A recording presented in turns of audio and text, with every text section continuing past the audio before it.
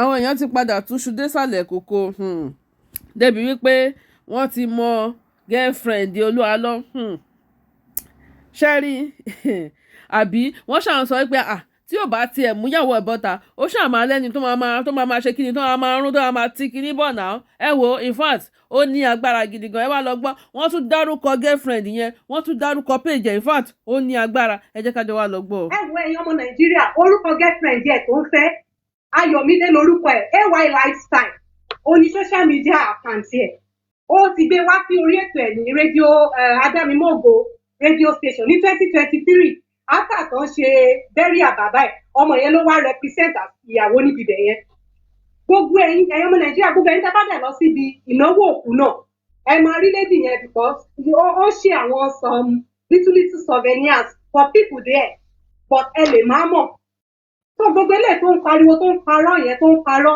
irọ́ yẹn gọgọgọgọgọ òun ló ń dùn wá irọ́ yẹn gọgọgọgọgọ ló ń dùn wá AY Lifestyle lórúkọ site kẹ wọ́n dẹ̀ ti wà for like going to 3 or 4 years now tó bá jẹ́ nítòótọ́ ìyàwó wà nílé ẹ̀ báwo ni tọmọ yẹn ṣe jẹ́ ọmọ yìí gọgọgọgọgọ Ayọ̀mídé yẹn ó sì ń pariwo ó ń sọ wípé ẹni tó lọ máa fẹjọ́ sùn tó máa ń rojọ́ fún ọlọ́mìjọ́ ṣe àwọn tó máa lọ ń rojọ́ fún àtàwọn ọ̀rẹ́ ó ń fi infidelity kan wòlíì àlọ́ even the fact that pé òun àti máa ẹ̀yìn jọ wà AY Lifestyle lórúkọ ẹ máa ti rí ó sára gbígbẹ báyìí very dark skin lady like that gbogbo látó ní kó wá pa wọ́n ti jọ pa ní radio station jọ́ngbà yẹn pé ó máa ní ó wà òkè òkò wá sí gbẹ́ń kò wá nǹkan kan torí pé ó fẹ́ establish ẹ̀ wọ́n fẹ́ jọ sí company papọ̀ wọ́n fẹ́ jọ sí a lot of things lórí kọ́mọ yẹn wá fi parọ́ ní lórí kọ́mọ yẹn èmi ọ̀rẹ́ ìwà ni mo jẹ́ kó máa wá mi káàkiri mi ò dẹ̀ gbé ní Nàìjíríà dépò tó máa tẹ̀sí máa track bọ̀ ẹ̀rú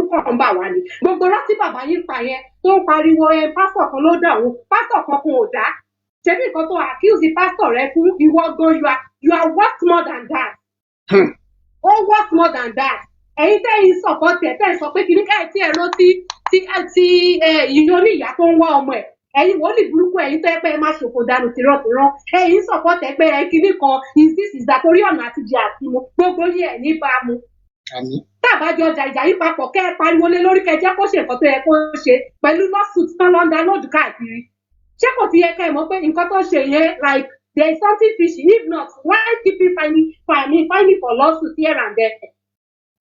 ọlọ́pàá òbò ẹ̀rú kan bá wà ní ẹjẹ́ a máa fi mọ́ bíbà yìí Ayọ̀mídé AY Lifestyle òun ni orúkọ site ṣìkẹ́ ẹ̀ wọ́n ti jọ ṣe kámẹ́rà dà wọ́n ṣe a lot of things together for like 4 years now their relationship is going to like 5 years now tó ń parọ́ ẹjẹ́ kó jáde síta kó wá dìbọ́ǹkì yẹn náà ọ̀pọ̀ ti gbogbo nǹkan tó bá kójọ nílé ayé ẹ̀ kó fi ṣépè sí dípò òun ò dẹ̀ ra orí ilé fọ́mọ yẹn àsìkò tí iPhone 16 kọ́kọ́ jáde nígbà tẹ́mi gbọ́ tó ń bá ọmọ yẹn sọ̀rọ̀ ọmọ yẹn ó kọ́kọ́ lọ ra iPhone 16 fún náà ríǹgì ọwọ́ rẹ̀ máa ti ríǹgì ọwọ́ wèrè tó máa fi ń ṣakọ lórí fídíò rẹ̀ bàbá yín ló rà á fún un. ó dà ìgbà pé wọ́n lọ́mọ yẹn ti delete account ẹ̀ wọ́n lọ́mọ yẹn ti delete account ẹ̀ tẹ́ ẹ bá lè bá mi rí lára àwọn fídíò tó ṣe kó tó dé bóyá ẹ screen record ẹ̀ ṣe lè send ẹ̀ sí mi. AY Lifestyle tẹ́ ẹ bá rí AY Lifestyle ó ní business account tó fi ń ta ọjà fáwọn èèyàn ní ìpín bẹ́ẹ̀. ó ga ọ. ó ní business account ẹ̀yin tẹ́ ẹ̀ mọ̀ kọ́kọ́ tẹ́ ẹ̀ ń parọ́ ẹ̀ bá bàbá yìí gbé but a lot of people there are a lot of people that needs to be delivered that needs to be liberated if this thing kept going a lot of people are in bondage under this man roof gbogbo yìí you were supporting evil because ó ṣe kìíní kan adára níta má dára nílé ni tẹ́ ẹ bá fẹ́ gbọ́ adára níta má dára nílé ni àdèmọ̀ bóyá well ṣá that one is story for another day. Àṣà pray tiwa ní pé òkè Ìyábọ̀ àtàwọn ọmọ ẹ̀ wọ́n jáde táwa ń bọ́ ẹni tó ń jẹ́ṣẹ́ rẹ̀ ọmọ alára gbígbẹ̀ yẹn ni olóúnjẹṣẹ́ tọmọ yẹn náà dẹ̀ sì tún confirm pé kó ṣòun nìkan àwọn pọ̀ kíní kan ìgbà àwọn ọ̀rẹ́ AY lèmi jẹ́ ó máa wọ́ rẹ̀ káàkiri nínú àwọn ọ̀rẹ́ tó bá jẹ́. ẹ ṣe ìyá mi. kò jù báyẹn lọ. mi ní wá yín tì ní táwa dúró lé lórí Rotimi Daniels Foundation òun ni wípé Ìyábọ̀ àti àwọn ọmọ mẹ́tẹ̀ẹ̀ta ó di dandan kárí kí ìyá Ìyábọ̀ pẹ̀lú àwọn siblings Ìyábọ̀ kí wọ́n fojú kan ẹbí wọn ó tán ẹ ṣé gbogbo ẹ̀yin tí ẹ fẹ́ bá wa sọ̀rọ̀ látòrí àtúnlélẹ̀ rà. Ok, Safira, ṣé Safira ṣì wà ń bẹ̀? No. Bùnmi Familua ṣe wà ń bẹ̀? Sísá Bùnmi ṣe wà ń bẹ̀? Posh Olórí ṣe wà ń bẹ̀? Rárá. Olúwakẹ́mi. Ok, Flossie One, ẹ jẹ́ kí n gbé yín sókè. ẹ kálẹ́ sà, ẹ ra sà. Nẹ́tíwọ̀kì yẹn fẹ́ ṣòjò Ọlọ́run á lálẹ́. jẹ́ kí àwọn èèyàn wa gbọ́. Àmín o. Ọlọ́run á jẹ́ kí àwọn èèyàn wa gbọ́. Wọn ọ̀pọ̀lọpọ̀ ò lè gbọ́ pẹ̀lú bá ṣe ń sọ yìí náà. Etí ọ̀pọ̀lọpọ̀ di. Ọ̀pọ̀lọpọ̀ etí wọn di. Orú Olúwa lọ́yàn kò yẹ kó rẹ́nì kó tiẹ̀ pé òun fẹ́ ṣe ìsọjí kò yẹ kó rẹ́nì kankan dáhùn. Pẹ̀lú gbogbo ó yẹ káwọn èèyàn máa jáde fún ni pé gbé ọmọ ẹ̀ síta, afẹ́ rọ́ ọmọ afẹ́ rí ìyàwó ẹ̀. Bóyá tiẹ̀ lè tì lójú láti wá sọ̀rọ̀ síta gbangba. Ìyàwó mi rè, ọmọ mi rè. Ẹ wo orí èyí tí mo send sí yín ní ìjẹta yẹn. Bẹ́ẹ̀. Arábìnrin yẹn lórí program mi tí mo ṣe ní Tuesday. So mo sọ àwọn ọ̀rọ̀ kan ń bẹ̀.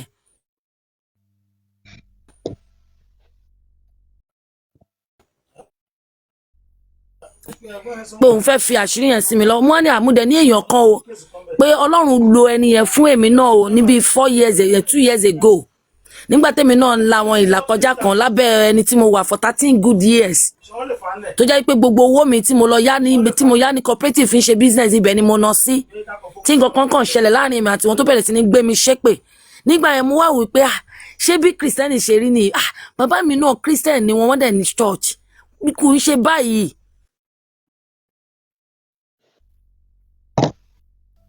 Fún mi ó ní àwọn òdẹ mẹ́ni yẹn mú wá ní òkè ẹ jẹ́ kí n sẹ́ǹdì kíní wọn sí pé kẹ́ pé wọ́n wá ní mọ́mí ẹ jẹ́ kí n share pẹ̀lú yín ni mo fi record ẹ̀ tí mo sẹ́ǹdì ẹ̀ sí wọn náà wọ́n ti wà lábẹ́ pastor yẹn for 18 years ní Ìbàdàn ìlú Ìbàdàn ó dárúkọ church yẹn ní Ìbàdàn mo ní kó fún mi lórúkọ pastor yẹn. Life Church Ládégbàyí. Bẹ́ẹ̀ni pé ibẹ̀ làwọn ti ń worship pẹ̀lú ọkọ wọn. Wọ́n wá ní ìgbà tó di year yẹn lọ́dún náà lọ́hùn ní ẹni yẹn sọ wípé òun fẹ́ bá ọkọ òun ṣe travelling lọ sí Libya wípé ó dẹ̀ bá wọn ṣe pé sí ìyàlẹ́nu àkáǹtì wọn lọ́wọ́ á mú sílẹ̀ bí nígbà tí pé àwọn náà ná owó yẹn nígbà yẹn wípé àkáǹtì ẹ̀ ló wá mú sílẹ̀ ibẹ̀ ló ń sanwó ọkọ àwọn sí for years. Wípé ọkọ àwọn wá ní right láti ní owó kékeré kan láti fi ra ilẹ̀ sí Nàìjíríà ọkùnrin ló wá tún ṣe àbójútó. Mo wá béèrè question lọ́wọ́ ẹ̀ pé kí ló dé tí ọkọ yín ò ṣe jẹ́ kí ẹ̀yin ṣe ó nítorí pé ẹni yẹn ló bá àwọn ṣe ọ̀nà tí ọkọ àwọn fi travel gbà yẹn pé òun ló fà á pé so that is the reason. Mo wá ní ilé ìdẹ́ lágbára mo ní òkè kí lẹ fẹ́ kí n ṣe ó ní àwọn kan ní káwọn ṣe ẹ̀ sí mi ni wípé láti ìgbà yẹn láti 2 years yẹn torí ọkọ àwọn tí ń send owó yẹn máa yẹn ò rí ilé ìjẹun kọ́ ó dẹ̀ ti kọ́ ilé àdágbé àti tí òun tóun àtìyàwó ẹ̀ tọ́jọ́ ń gbé first wife ẹ̀ ó ló ti lọ ó bímọ 2 pé second wife tó tún wá fẹ́ pé ó sọ pé Ọlọ́run sọ fóun pé ìyẹn máa kú.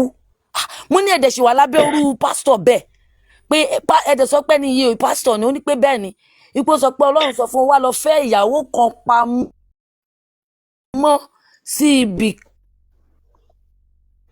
kan tí ò jẹ́ kí àwọn èèyàn tó jẹ́ pé àwọn èèyàn díẹ̀díẹ̀ nínú ìjọ yẹn nìkan ni ó mọ̀.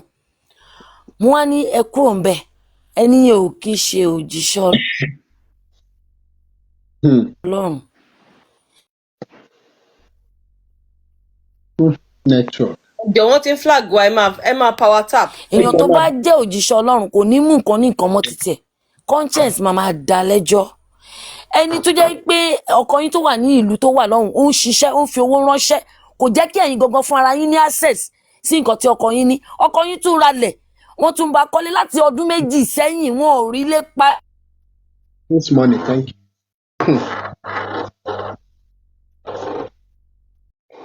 Ó ṣàtì wọn pásítọ̀ ti sọ wọ́n di gbẹ̀wùdà ní báyìí. Ẹ̀rí òun dẹ̀ ti kọ́ ilé 3 ó ní last year lọ́kọ òun ṣẹ̀ṣẹ̀ wálé tó wá open another account secretly. èèyàn wa náà wọ́n ń gbọ́ràn tí wọ́n dẹ̀ ń tẹ́tí sí gbogbo nǹkan táṣìírí tó ń tú gbogbo èèyàn ṣáà ń sọ̀rọ̀ síta still náà wọn ò gbàgbọ́ gbà tí ò tí ì ṣẹlẹ̀ sí wọn. àdúrà tèmi ni bẹ́ẹ̀ wípé gbogbo ẹnikẹ́ni tó bá pera ẹ̀ ní olùṣọ́ àgùntàn tó jẹ́ olùṣọ́ sátánì tó ń ṣiṣẹ́ fún àwọn ọlọ́tẹ̀ tó dẹ̀ ní àwọn èèyàn lára, ọlọ́run á ní wọn lára tọmọtọmọ lágbára ọlọ́run. àdúrà tèmi ní fún yín òbọ̀dá Rótìmí ni wípé ẹ ò ní kú lágbára ọlọ́run because ẹ ń la àwọn èèyàn lójú ni ẹ dẹ̀ kì í ṣe antichrist. people are calling Rótìmí yẹn aṣòdì sí Kristi ní kìnnìkan pẹ̀lú wèrè ayẹni gíga yẹn náà àgbàlagbà àgbà ìyá òṣì ẹ̀pọ̀nú aláìníròònú. ẹ wo ọlọ́run ẹ máa báṣẹ́ lọ, ọlọ́run máa kún yín lọ́wọ́ o lágbára ọlọ́run o, ọlọ́run máa kún yín lọ́wọ́. ẹ jọ gbogbo àwọn tí mo gbé wá sókè ká ṣe ní kúkúkú torí time. ẹ̀yin tẹ́ bá fẹ́ dá ṣètò látòrí YouTube tàbí Facebook ní pápápá WhatsApp number tẹ́ máa háì mi sí is +234 80 9290 6250. ọmọ tí wọ́n sọ̀rọ̀ ẹ̀ pé allegedly ó jẹ́ alágbèsùn Olúalọ́yè Ayọ̀mídé AY Lifestyle 28 Ayọ̀mídé AY Lifestyle 28 ni wọ́n pè é.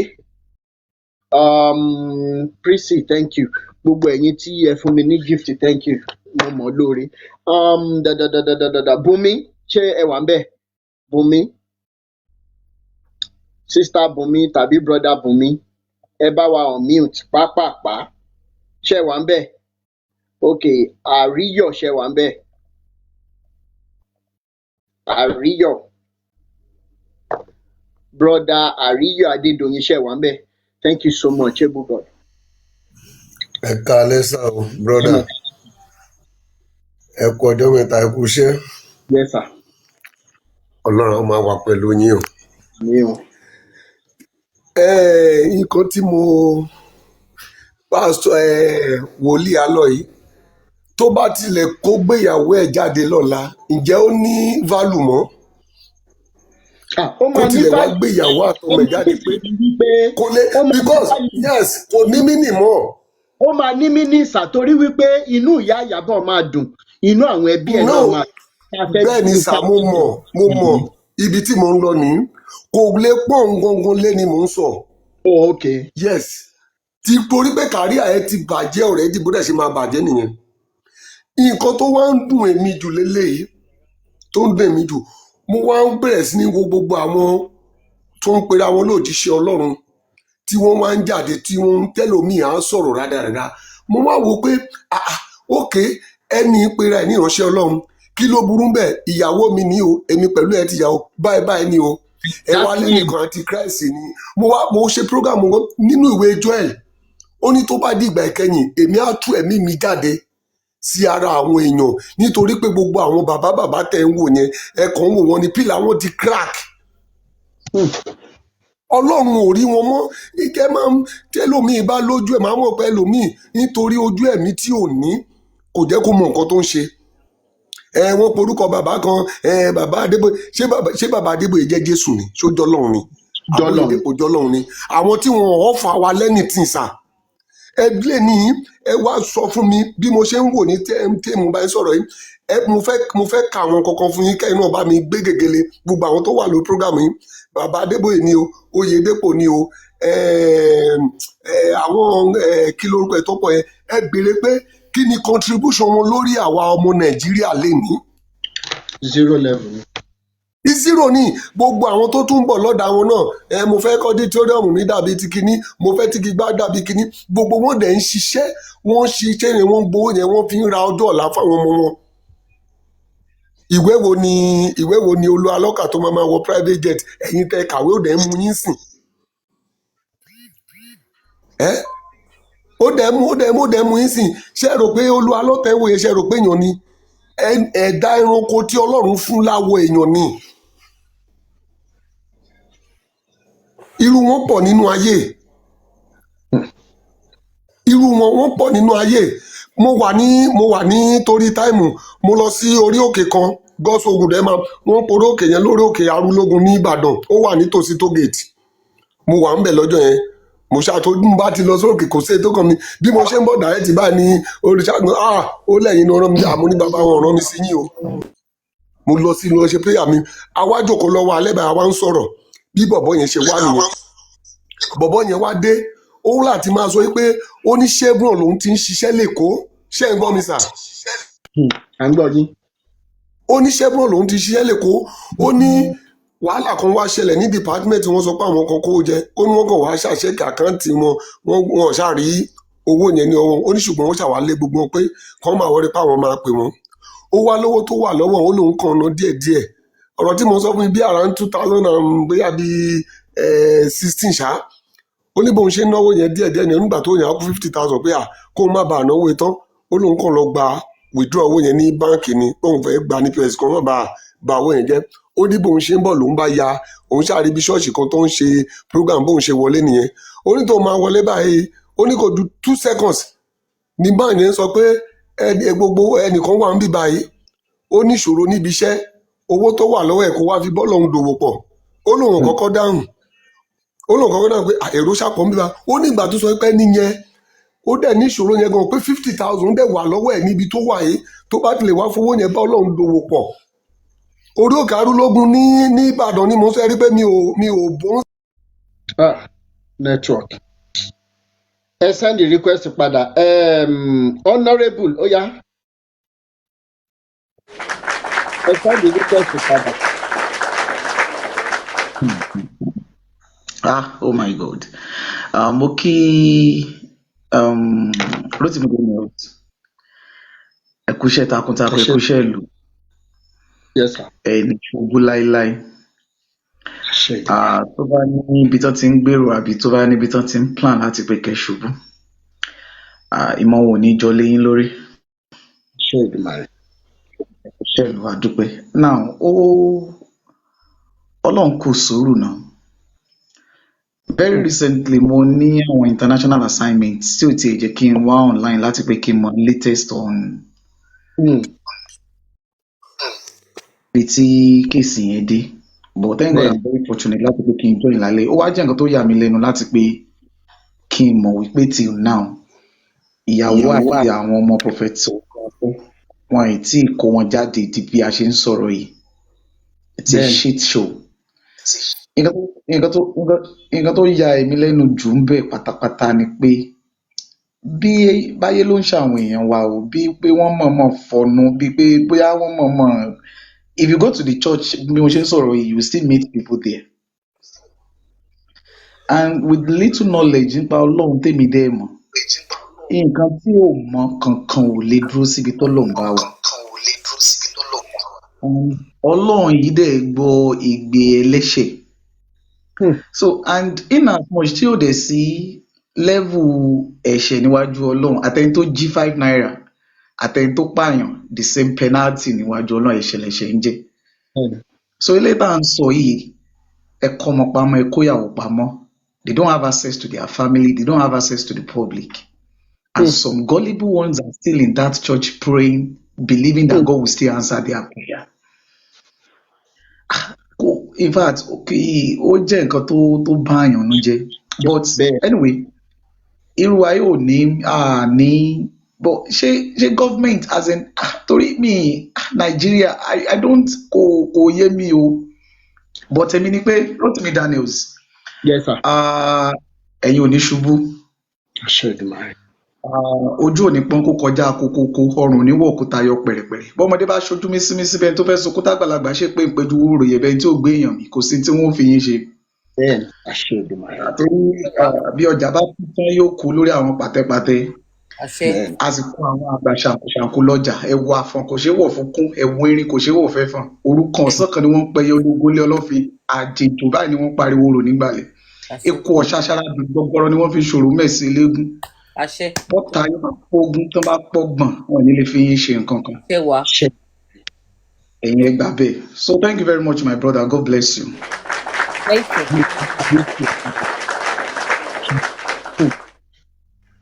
Quincy oya adegbe yín sókè evangelist ẹni sùúrù evangelist Quincy ẹ jẹ́ kí n sáré gbé yín sókè. Ẹ kálẹ́ sà o. ẹ mà kálẹ̀ ìyá mi. Ọdún mo ti kọ́kọ́ wo prógrámù yìí nígbà kan but ó ṣe kàyéfì fún mi ṣá torí ẹni tá à ń sọ yìí obìnrin yìí ẹni tí mo ti rí ni kò tèmi wà ní France mo dẹ̀ ti sọ títí ọdún wo lẹ rẹ́ nìyí last ìyá mi. at least ó ti tó bí if I'm not mistaken now about 2 years ago ni mo ti 3 rí wọn years 2 years ago 2 years ṣé òun àtàwọn ọmọ lẹ́rí àbó nìkan mà. ìgbà tí mo kọ́kọ́ rí wọn ó ti kọ́kọ́ pẹ́ tó ti wà nílùú yìí tí mo kọ́ rí wọn àwọn àtàwọn ọmọ wọn àwọn ọmọkùnrin ni wọ́n ní láìpẹ́ àwọn bẹ́ẹ̀ni. ọmọkùnrin mẹ́ta bẹ́ẹ̀ ni so ọjọ́ tí mo tún wá ìgbà tí mo ṣẹ̀ṣẹ̀ 2 years ago tí mo tún wá pàdé wọn yìí àwọn nìkan ni mo rí ní bus stop àjọwọ bọ́ọ̀sì ni níjọ́ yẹn but bí mo ṣe rí wọn jẹ́ gan-an ìdíwé tán bọ́ṣẹ̀ kò bí as in wọ́n look somehow worried but èmi ò mọ̀ pé nǹkan ń ṣẹlẹ̀ ṣàbọ̀ bí mo ṣe wá rí pé ẹ ti wá ń gbé wọn jáde pé wọ́n wà missing báyìí ni ó wá ṣe kàyéfì fún mi but nǹkan tí mi máa fẹ́ kí ẹ̀yin ṣe ni pé tí ẹ bá mọ mi mọ orúkọ tán fi ti orúkọ wọn ní document so that kéèyàn lè fi. nǹkan tí inú mi dùn wípé Olúalọ́tà ń sọ ẹ ti lọ bá wọn lọ́ọ̀yà mi ìwà mọ̀ bóyá ó sọ fáwọn lọ́ọ̀yà wípé títí kan ọ̀nkú ẹni tá à ń sọ yìí gbogbo chat wọn sì wà lọ́wọ́ mi tí wọ́n ń bẹ̀ wípé ó dáa travel paper ẹni yìí pẹ̀lú àwọn ọmọ send ẹ̀ sáwọn àwọn ní opportunity àti travel lọ sẹ́niwé ibi tó bá wọn àwọn á kàn ra ticket àwọn á lọ wo àlàáfíà ẹbí àwọn di bá a ṣe ń sọ̀rọ̀ ẹ̀ àfi tó bá jẹ́ wípé Olúalọ́ ti send details yẹn sí wọn lánàá ló yàkù tí mi gbọ́ but di àsàtà náà yìí bẹ́ẹ̀. ó wá ga o. so ìrì rí níbi ọdún méjì yẹn tẹ ní ẹjọ wọ bọ́ọ̀sì ibi ìrì kílẹ̀ rò pé ṣé bí ẹni tó wà wọrí ìdàbí bí ẹni tó ní ìlera ọkàn àbí báwo ni. ó dàbí ẹni tí ọkàn wọn ò balẹ̀ nǹkan bẹ́ẹ̀ yẹn ṣá bọ̀ kò ń ṣe bí mo ṣe máa kọ́ sẹ́ni ẹni yìí tẹ́lẹ̀tẹ́lẹ̀ ìgbà tí mo máa ń rí wọn ẹni tó wà lively ni ó mọ̀ ọ́ máa ń ní sábà mo ṣe mo ṣe fẹ́ mi mo ṣe fẹ́ describe èmi gan-an bí mo ṣe rí wọn jọ yẹn ó wà ó look somehow like somebody tattered okay. mo ṣe rí wọn níjọ yẹn nígbà yẹn. a dẹ̀ lè sọ wípé bóyá nílé àmọ́ bóyá ó sì máa wà ní France yẹn báyìí tá a bá tiẹ̀ sọ pé bóyá tẹ́yìn bá tiẹ̀ sì lè ràn wá lọ́wọ́. nǹkan tí mo try láti ṣe nǹkan tí mo try láti. ládùúgbò kan náà lẹjọ ń gbé. ibi tẹ́mi àwọn ìgbà yẹn àwọn ó ní ibi tó máa ń kó azin wọ́n máa ń pè bẹ̀ ní foyer that's in form of a refugee house àwọn tí wọ́n bá ti ní ilé tiwọn ibi tí wọ́n máa ń kó àwọn èèyàn sí but ilé náà ni ò bọ̀ tẹ̀ bá mo ṣe máa ilé náà níbẹ̀ yẹn náà ilé àdúró ó ti yé mi ó ti yẹ láti gbogbo ẹnu sọ̀rọ̀. wàhálà okay so ibẹ̀ ni wọ́n máa ibẹ̀ náà ń gbé ńgbà yẹn. okay. bọ̀ nísìnyí tíyàn bá lè mọ orúkọ tí wọ́n fi gẹ́gẹ́ bí alàgbà ṣe sọ nísìnyí tí wọ́n fi wà ní document èèyàn lè bá wọn ṣe pressing sí you go and find out bóyá wọ́n detain wọn bí àti wọn tó dé bá tiẹ̀ mọ àwọn bá tiẹ̀ máa detain yẹn bí at least sọ yẹ kan ti release wọn kéèyàn mọ̀. torí church gan church tí wọ́n ti lọ. ní France lẹ ti rí àbí. sá. Lyon ní France. yes Lyon City France chọ́ọ̀chì tí wọ́n lọ gan nígbà yẹn tó ní chọ́ọ̀chì kan tí wọ́n kọ́kọ́ lọ gbà yẹn sef nígbà kan chọ́ọ̀chì yẹn ni wọ́n relevant citizen ni wọ́n kọ́kọ́ lọ gbà yẹn. ẹ jẹ́ kí n máa bá yín sọ̀rọ̀ lẹ́yìn ètò máa send message sí yín. ok. máa send message sí. ẹ ṣe. ire àánú ṣẹ̀wá ń bẹ̀. ẹ kalẹ̀ o. ẹ mà kálẹ̀ ìyá mi. ẹ kú iṣẹ́. yes. mo kí everybody o.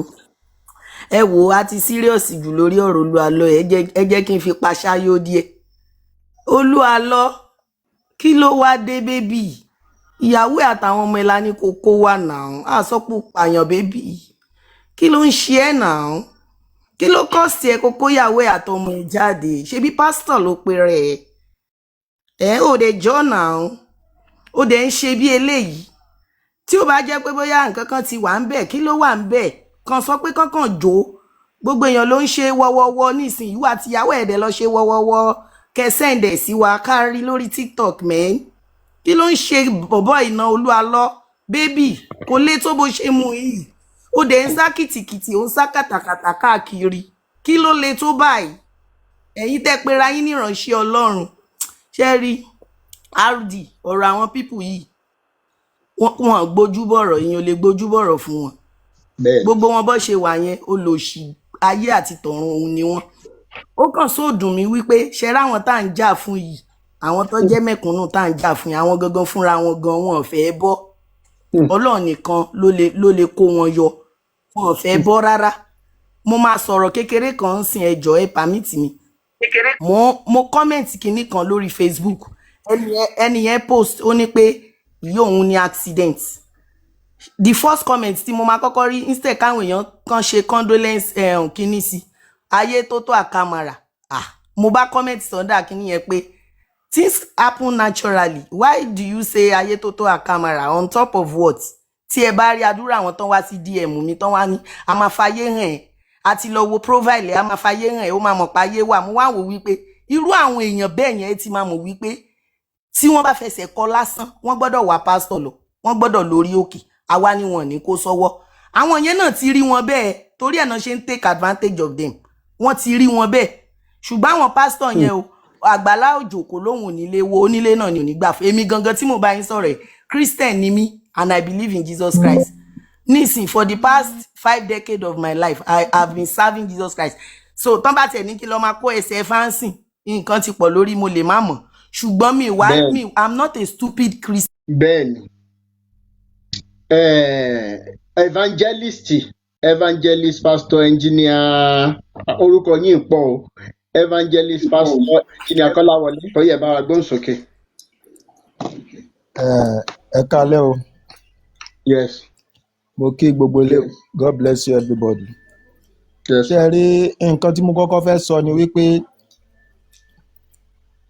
ẹ má máa pe most of àwọn tẹ́ bá rí pé wọ́n hùwà ìdọ̀tí yẹn má máa fi pastor sí wọn mọ́ torí wípé àwọn kan wà tán jẹ́ real pastor àwọn kan wà tí ò jẹ́ real pastor àwọn kan wà tó jẹ́ alábàáláyé tó jẹ́ olótìtọ́ àwọn kan wà tí ò jẹ́ olótìtọ́ actually evangelist ni pastor ni ṣùgbọ́n tẹ́ bá wo profile mi ẹ máa rí àwọn kankan ń bẹ̀ mọ́mì wa tó sọ̀rọ̀ lẹ́ẹ̀kan yẹn ẹ má bínú tí wọ́n kọ́kọ́ sọ̀rọ̀ pé wọ́n rí àwọn mọ́mì yẹn ẹ jọ̀ọ́ ẹ bá wa bá wọn sọ̀rọ̀ tán bá lè ṣe confirmation bóyá wọ́n sì lè get info wọn but mo mọ̀ pé you will get to that length. Then secondly Moses Fontaine ń sọ̀rọ̀ wọn yìí Ọlọ́run kọ́ ló rán wọn níṣẹ́ ẹ̀yin kan ń wò pé they call themselves man of God torí wọ́n pè yàn ní pastor I'm sorry to say this ìnagijẹ ni kò ń ṣe pé bóyá ìyẹn ìwà tó bá jẹ́ ló fi Ọlọ́run fi mọ̀ ẹ́ most of these people God don't know them so sometimes when you are causing them tẹ́ bá ń sọ̀rọ̀ tẹ́ bá ń ṣépè fún wọn máa sọ fún àwọn tó bá wà ní màá ní pé ẹni tó ń sọ̀rọ̀ mọ̀ ẹ́ pé kò ń ṣe Ọlọ́run ni àwọn eléyìí sìn tó bá ń sin Ọlọ́run ní tòótọ́ tí èmi mọ̀ o wọn ò ní wo àwọn ìwà tí wọ́n ń wù ṣùgbọ́n most of àwọn tó ń pera wọn ní ìránṣẹ́ Ọlọ́run torí pé they belong to the same kind of that's why tẹ́ fi rí pé they will support evil doing tẹ́ a bá rí ẹni tó jẹ́ ìránṣẹ́ Ọlọ́run ní tòótọ́ kò ní máa wo irú àwọn ìwà tí àwọn yẹn tó ń wù mo sọ nínú program kan mo ní pé àwọn kankan wà tí ò yẹ kán béèrè lọ́wọ́ wa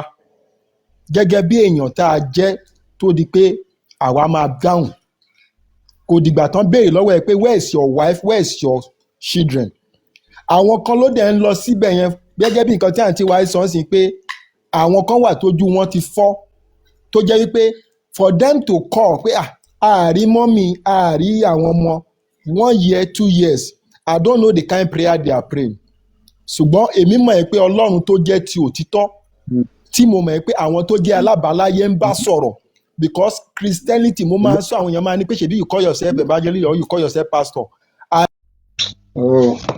ẹ jẹ́ send request padà. Tọ̀tọ̀tọ̀tọ̀tọ̀tọ̀. Ẹ bá send request. Mọ́mí B, ó yẹ sáré bá mi gbóhùn sókè. Ẹ send request padà. Ẹ kalẹ̀ gbogbo lé o. Kí ẹ mọ̀ kálẹ̀. Kalẹ̀ Bra Rotimi. Ó Yes. tójọ́ mẹ́ta. Ẹ kú iṣẹ́ o. Yes. Ṣé rí nǹkan tèmi tiẹ̀ máa ń rò ní wípé ó tiẹ̀ níjọ́ kan tí mò ń stroll ní TikTok. Mo kàn rí Olúalọ́ tó ń preach ní tó wá sọ ẹni tó yẹ kó sá fún láyé ẹni tí ò bá lẹ́rìí ọkàn. Ẹni tí ò bá lẹ́rìí ọkàn wọn kì í ṣe èèyàn gidi èèyàn burúkú. Mo wá wòó pé ẹ wo máa yìí gbogbo táìmù yẹn náà a ṣe ń sọ kó wáyàwó ẹ̀ síta o. Mo wá wòó pé ṣé kò ṣe máa tí wọ́n ń béèrè lọ́wọ́ ẹ̀ pé kó mú ìyàwó ẹ̀ síta ló sì ń preach báyìí. Ṣé rí àwọn people yẹn wọ́n ti gbé sùn mí o honestly wọ́n ti gbé sẹ̀tánì mi. Ṣé rí ó ti ní mind ẹ̀ pé tó bá yá táwọn èèyàn bá pariwo ṣebí Nàìjíríà ni tó bá pariwo wọn á dákẹ́ náà ni wọn á gbàgbé ẹ̀ ni ṣebí bọ́n ṣe máa ń pariwo nìyẹn.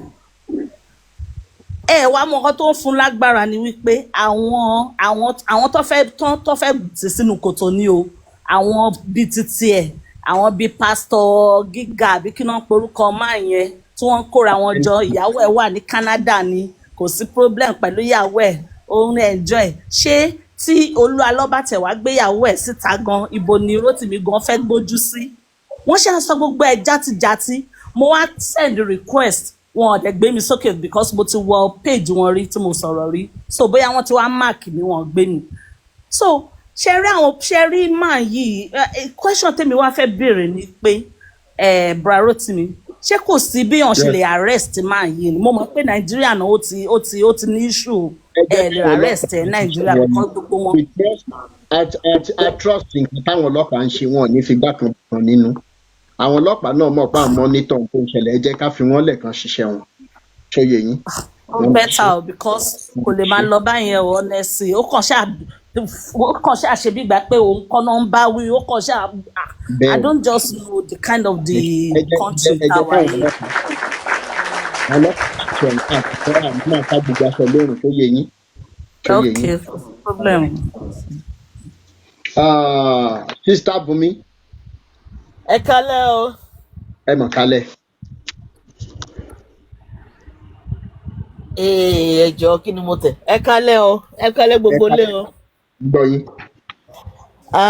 Ojú gbà mí tì fún pásítọ̀ mi Olúalọ́. Tí ìyàwó pásítọ̀ a public person tó ń gallivant káàkiri wà ṣara gbígbẹ máa fò káàkiri orí staircase orí òkè káàkiri ìyàwó ẹ̀ já dúró. Shame on Olúalọ́. Ìyàwó ẹ̀ já dúró ó wà ní refugee camp ó dẹ̀ ló léyàn ó mọ̀yàn. For how many years ló yẹ kó fi jí adúró? How many years ló fẹ́ fi jí adúró? As a pastor ẹ tún parọ́ pé ẹ yí orúkọ dà definitely kò ń ṣe orúkọ Yẹ́misí Olúalọ́ ló ń jẹ́. Àǹtí tó ní àwọn rí yẹn ẹ jọ̀ọ́ nítorí Ọlọ́run church tí ẹ ti kọ́kọ́ jíjọ lọ́jọ́sìn ẹ jọ̀ọ́ ẹ bá wa lọ sí church yẹn ibi tí wọ́n ti ń jí adúró yẹn náà ẹ jọ̀ọ́. Ṣé mọ̀nà Olúalọ́ tẹ̀sẹ̀ wá lọ ń fi lẹ́tà àti àwọn tẹ̀jíjọ kóra yín papọ̀ tẹ̀jíjọ kóra yín jọ ẹ wá ń kọ lẹ́tà oh my goodness ẹ ń kọ lẹ́tà Bra Rotimi ẹ má bínú ẹ jọ̀ọ́ ẹ máa ń rẹ́rìn ẹ máa ń ṣeré láti ìgbà tẹ́ ti bẹ̀rẹ̀ program ẹ rẹ́rìn ẹ ṣeré rárá brother mi ẹ jọ̀ọ́ ẹ tújú ká ọ̀rọ̀ lẹ́tà yẹn kò hold water ní fàájà eléyìí a máa fa okùn ẹ̀mí Olúalọ́ já. Ẹ bọ́ fọkùn ẹ̀mí ẹ̀jẹ̀ ṣàjọba wa wáyàbọ̀ àtàwọn ọmọ jáde kí gbogbo ilé wà ní àfíà. Ó mọ̀ pé òun ti jèwọ̀ ó mọ̀ pé òun ti jèwọ̀ níbì kan ó ti ṣe nǹkan kan somewhere ó mọ̀ pé òun ti jèwọ̀ so àfi kókùn ẹ̀mí ẹ̀ kó já àfi kókùn ẹ̀mí ẹ̀ já a dẹ̀ máa fà á já ni a máa wọ ni bí àbẹ̀tà pass my neighbor. Bẹ́ẹ̀ kó bá wa wọn jáde òun la dúró dè bá. Kó bá wọn jáde simple question, where is your wife and children? bẹ́ẹ̀ni Simple question, where ẹ is ṣe your wife and children? Ibi báyìí bẹ́ẹ̀ni náà wà o, ẹ lè rí wọn o, ẹ lè rí wọn o. Nǹkan báyìí ló ṣẹlẹ̀ sí marriage wa o. Olúwa ló preach marriage ká kò preach marriage rí látọjọ́ tí mo ti mọ̀. Kò láíláí. ǹdẹ́yìn ò bá ní kò lè sọ́dún ìyá mi. Bẹ́ẹ̀ni, where is your wife and children? Ó di ṣòro, a public figure. Wàá ṣara gbígbẹ máa fò káàkiri gbogbo orí òkè Canada àti UK àti kínní. Ṣẹ́jọ́ sórí òkè Rio ti sọnù ni, sórí òkè kínní kan ti sọnù ni tó jẹ́ pé Canada àti gbogbo ẹ̀ ní wá ní orí òkè tún wà nísìnyí. ìyàwó ti pé méjì o, one in Italy, one in France. Ẹ máa kà á o. Wọ́n Àwọn pọ̀ tó gan, ní àwọn tí gan ò ní tí Canada. àwọn tí ò tí mójú jáde ń kọ́, táì tí Àwọn ti mò ń kọ́. Canada máa tó yọjú. Ṣé ń kà á? Mo ń kà á. Torí àwọn èèyàn sì pọ̀ nílẹ̀ tí wọ́n ti yọjú, tí wọ́n ti sọ̀rọ̀ táì tí mọ̀, tí wọ́n sì ń fowó dí wọn lẹ́nu, tí wọ́n fi trip àti holiday, tí wọ́n fi ń dí wọn lẹ́nu àti Jerusalem àti Israeli. Wọ́n pọ̀, ó ga ọ. wọ́n pọ̀. Ó ń ṣe live program lọ́wọ́ ní ọjọ́ tí ọmọ ẹ̀ lady kan wá ló kọ̀lẹ̀ ẹ̀ ti pé Olúwa lọ́ olè on YouTube in 2003. So no be today, all this, in fact, oh God, why is it taking so much time for you to, okay, pé wọ́n á pariwo, wọ́n sweep it under the carpet. Na lie, Olúwa, you joking. bẹ́ẹ̀ni Oh, you are alive, you're joking. You're àmì dájú joking. You're joking. Ẹ máa bẹ́ tó bọ̀ sà. ṣé ìyá mi fẹ́ fi sọ. blue shaki ṣé ìyá mi. blue shaki ṣe wà ń bẹ̀. blue shaki ẹ ní láti unmute o. Daddy Káyọ̀dé ẹ bá mi gbóhùn sókè sà. ọgbọ́n àgbàṣe send request.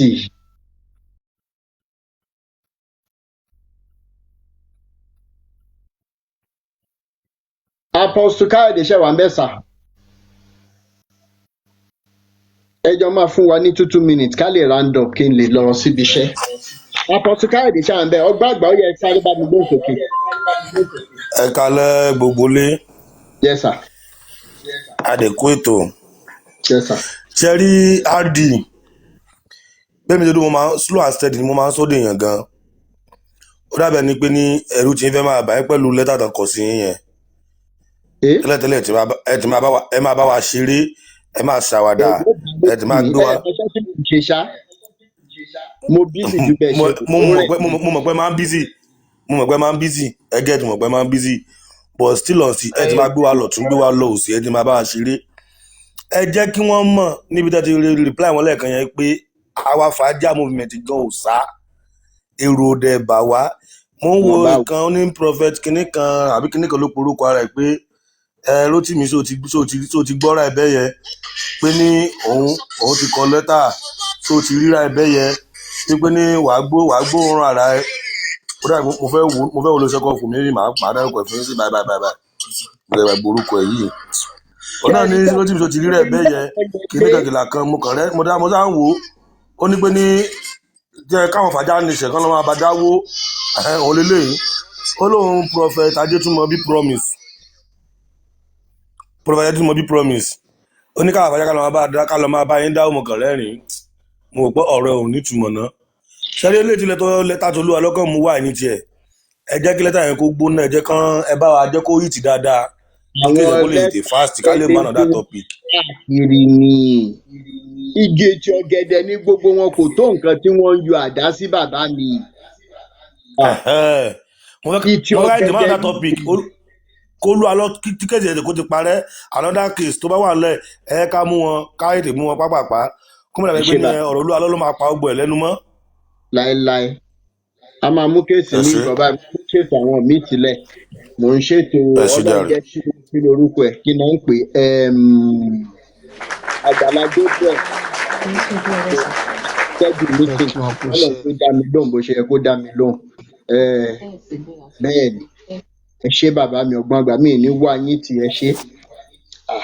Crown Wealth ṣe wà ń bẹ̀ ẹ jẹ́ ká ṣe 2 minutes Crown Mo Wealth. wà ń bẹ̀. Ẹ kúrọ̀lẹ́ sà. Ẹ Ẹ fọmọ jọ̀ọ́ ẹ má ọlọ́yàn bínú fún background noise sà. ẹgbẹgbẹ̀rún lẹ́kọ̀ọ́ ọmọ ọdún kan ẹ fọmọ ọlọ́yàn ẹgbẹ̀gbẹ̀ Ó yá ẹ sorry má ma. jókòó tó lórí láìjíjú o. Nǹkan tí mo kàn fẹ́ sọ ni pé irọ́ ẹ mọ̀ sàn kankan ẹkún ọmọdé ò wà allowed lórí ilé live video. Be renewed tẹ bá tọmọ Hello, ẹ bá my ti dear bá sọ̀rọ̀. brother. Yes my sister. Ẹ káàárọ̀, ẹ káàsán, ẹ káalẹ́ gbogbo lé o. Yes ma.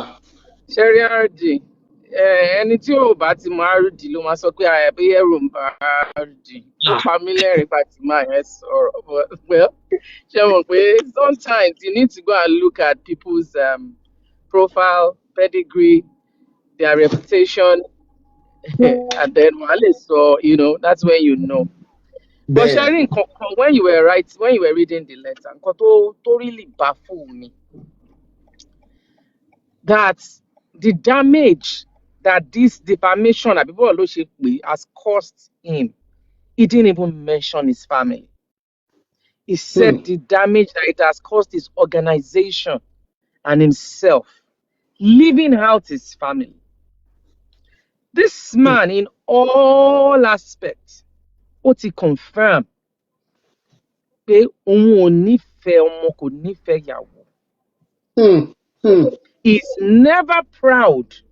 He is never bold to talk about this same woman that everybody have been asking. Not even any of his children. Ṣé mo bẹ́ ṣe ń ká kinní yẹn mo wò pé ìwọ Ọlọ́run. Tiwa ò ní gbé o. Lágbára Ọlọ́run. Tiwa ò ní gbé gbogbo obìnrin tó bá wà nílé ọkọ. Wọn ò ní ṣìrìn tí wọn ò ní gbé lórí ọkọ lórí ọmọ. Àṣẹ. Àtẹ̀yìn ọkùnrin náà tí yóò ní gbé.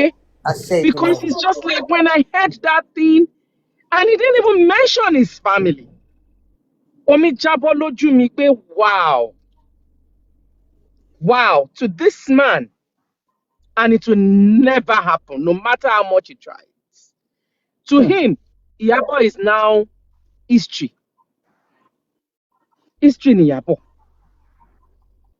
As in, when you read that letter, nǹkan tó kàn touch ní bẹ́ẹ̀ ní gbogbo ẹ̀ nìyẹn. Bẹ́ẹ̀ni. Just made mention of himself and his organization. It shows how selfish, how this man has forgotten this woman.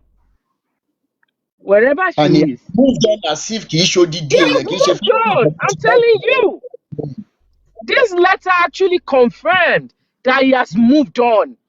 That this woman is now in his past. And it's so painful that people, àwọn abiyamọ, àwọn àgbàlagbà tẹ́lẹ̀ péra yín ní èèyàn Ọlọ́run lóòótọ́ tó bá jẹ́ pé lóòótọ́ lọ́lọ́run pè yín. And you people are still defending this man. It's so unfortunate. It is so unfortunate. Yoruba race, it is so unfortunate. It's a shame to the Yoruba race. It is a big shame. To the church, it is a big shame. I know today, some people might call me and I'm putting it as a note of warning. If you call me and say, I should be Christian, I swear you will not like what you will hear from me. Bẹ́ẹ̀ni.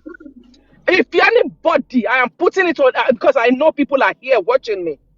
Bẹ́ẹ̀ni. If you make an attempt to send me a text or you call me, you will hate yourself. Because this man did not mention this his family. Táwa ń sunkún, táwa ń gbàdúrà pé k'Ọlọ́run ṣe ní rírí fún ìyá ẹ̀. He was only concerned about his organization and himself. It's a pity. It is a shame. It's a shame that people are still going to that church and you people are coming and gather around lórí TikTok. Baba Giga, ó máa wálẹ̀ ni. Tẹ̀bítẹ̀bí tọmọtọmọ ó máa wálẹ̀ ni. I don't care what they call you. Because they call the man of God. Èèyàn ni yín. Ẹ̀jẹ̀ ló dẹ̀ ń ràn lára gbogbo wa. Kò sẹ́lẹ̀ Ọlọ́run ò fẹ́ anybody lẹ́jẹ̀ gold. The same thing, ló wà lára wa, both men and women. And you people are defending this man. Kò náání ọmọ, kò náání ìyàwó. Ah, it's a shame. Ardi, may the Lord continue to be with you.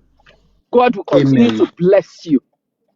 No matter how Amen. much they try, they will fail. Gbogbo Amen. abiyamọ, gbogbo ọ̀run abiyamọ ń gbọ́. Ọlọ́run á túbọ̀ máa dúró tì yín o. God bless you. Amen. God bless them. Thank Thank you. you so much. Ẹnìkan sọ ní comment section tí mo rí ń sìn something I did something that Olúalọ́ has another wife with one child. Mi mọ̀ bóyá nìyẹn máa lè wá sọ lókè tàbí kan private chat mi but it is an alleged statement lórí page wa. CC Ventures ṣe wà ń bẹ̀ mà. CC Ventures. Ẹjọ́ ta ló ń pè mí nírú àsìkò báyìí ṣe ṣàmọ̀ pé mo wà lórí live video ẹ lè pè mí sórí nọ́mbà ẹ̀ now. CC Ventures ẹ bá mi on mute kẹsàn.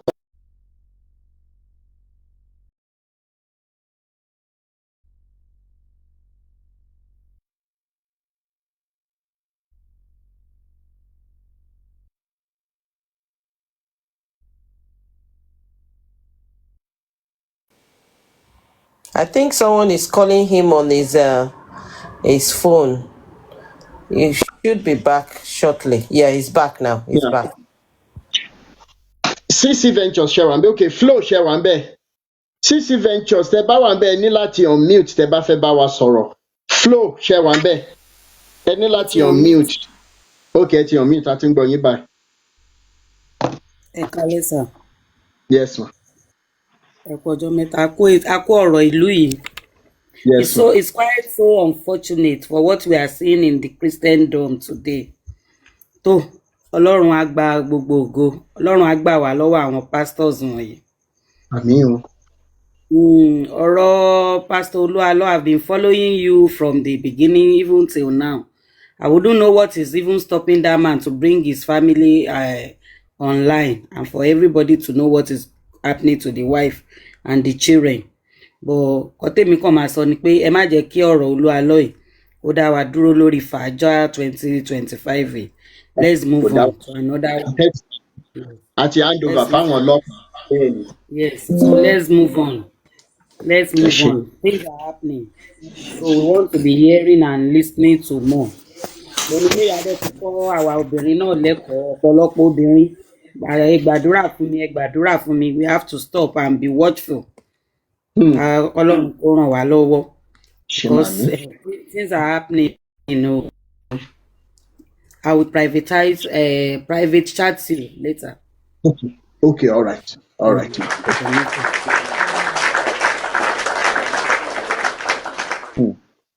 Be renewed. Ẹ ṣé gan. Mi ní wá yín tì. Ẹ ṣé. Flo. Madam Flo ṣe wà ń bẹ̀. Ẹ ní láti unmute tẹ bá ń bẹ̀. Okay, ọgbọ́n àgbà ẹ sáré sọ̀rọ̀. Ẹ unmute kẹ́ sọ̀rọ̀. RG. Yes sir. RG. Ẹ wo ẹ má bínú, ó yẹ kí n ti chat yín. Tó bá di nǹkan bíi let's say 12 a.m. ní ọ̀la ní Nigeria time. Màá pè yín direct ní WhatsApp call or kí n fi ní voice note. My junior brother ìyàwó àbúrò mi ó mọ ìyàwó tára mọ tí Olúalọ́ ní tó bímọ sára mọ kọ. Ó mọ̀ if àbúrò mi kàn ó ti always been times that number but èmi ìfẹ́ gba àwọn information tí ò bá jẹ́ new dáadáa ní ọjọ́ ẹ̀kọ́ sọ fún yín but mo àbúrò mi yẹn mo mọ̀ dáa kì í sọ ọmọ ìyá àbá ni kì í súnmọ́ yẹmọ ìyàwó ẹ̀ lòun mọ ọlọ́rẹ̀ òun ni èèyàn tó bímọ ẹyọ kan fúlára mọ́kọ. So tó bá di ọ̀la màá pè yín ẹ bá àbúrò mi sọ̀rọ̀ dàrẹ́tì. Ara mọ̀kọ́ ó dà pé Nàìjíríà náà ni ọ̀kan. Èkìtì Adó Èkìtì ní Nàìjíríà ni Èkìtì state ní ara mọ̀kọ́ yẹn wà. Wife number 3. Kí lẹ sọ? Wife number 3. ìyẹn ni mi wálé sọ o ìyẹn ni mi ò lè sọ. Number 3. Màmá retí kọ́ ní ọgbà àtàwọn Prince Adéwì. Ẹ kálẹ́ sà. Ẹ kálẹ́. Yes, sir. Èmi ọmọ Aramọkọ lèmi. So I'm from Aramọkọ Èkìtì. So nípa nǹkan tó ń sọ Wọ́n máa ṣe nísìnyí. yàwó wa yàwó. ẹ ní sùúrù látọ̀ ẹ ní sùúrù. Ìyàwó Olúalọ tí èmi mọ̀ òun ni mọ́mì Berit náà ń pe mọ́mì ẹ̀. So ó ń teach ní one private school ní Aramọkọ Glory Model College. Ibẹ̀ mo ti mọ̀ wọ́n. So ìgbà tí mo dẹ̀ mọ̀ wọ́n lọ́kọ bọ̀ like single mother of one. So ó wá ní ìkan lára àwọn evangelist wòlíì Ẹ̀sìkáyà tó wà lórí òkè ìdìò tó ń teach ní the same school tó ẹ pé àjọ close.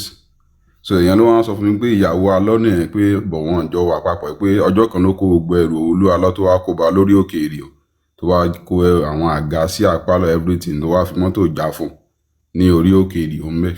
So woman mọ́mì Berit yẹn wá lọ fẹ́ máa kan lẹ́yìn school Glory Model College yẹn tó yẹ pé ìyàwó ẹ̀ ti ṣaláìsí máa ẹ̀ ní school sí ẹ̀fọ̀n ńláyè ni woman yẹn wá padà fẹ́.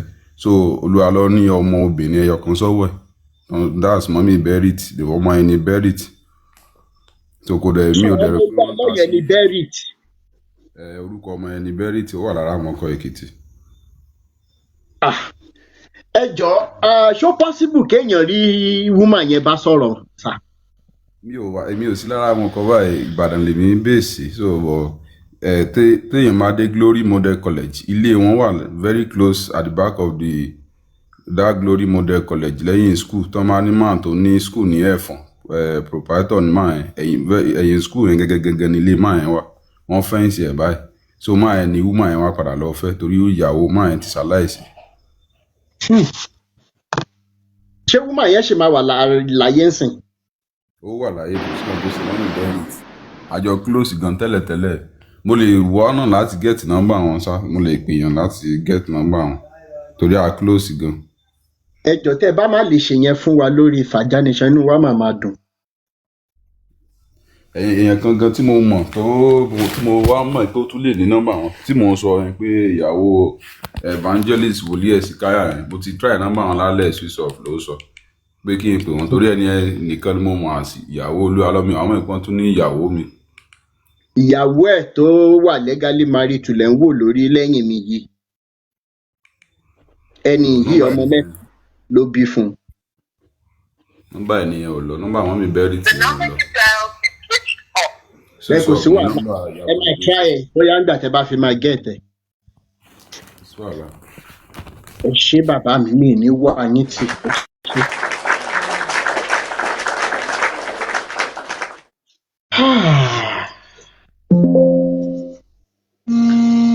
ṣé ìgbà tí Olúalọ fẹ́ lọ sí ẹjọ́ +2349115 ẹ ṣáà rí i pé mo wà lórí live video kí lẹ̀ ń pè mí fún báyìí.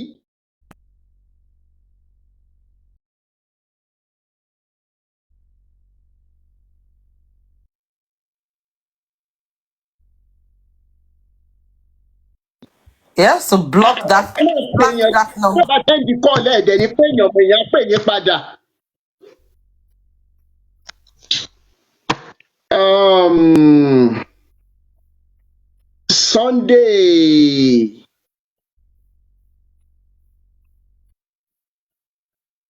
Sunday Babalọlá ṣẹ̀wá ń bẹ̀. Ẹ káalẹ́ sà o.